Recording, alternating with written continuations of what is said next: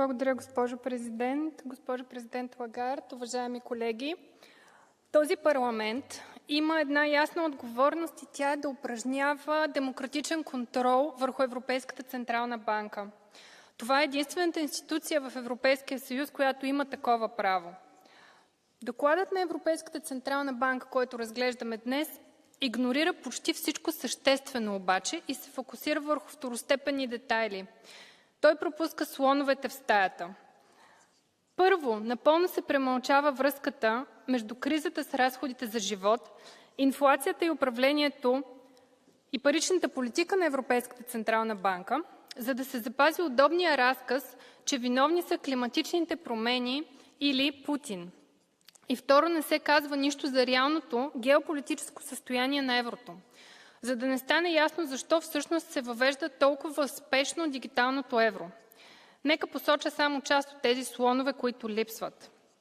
Напълно се игнорират алтернативните активи като златото и долара и как това влияе на международното търсене на евро. Не се споменава как конфискацията на руски активи влияе върху доверие в еврото. Не се признава ролята на масовото печатане на пари през последното десетилетие за сегашната криза на разходите за живот.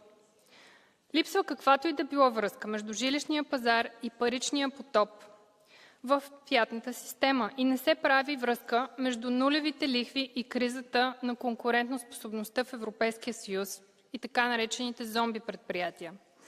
Премълчава се как новите дългове около Украйна подготвят нови покупки на държавни облигации от Европейската централна банка, точно когато старите програми изтичат.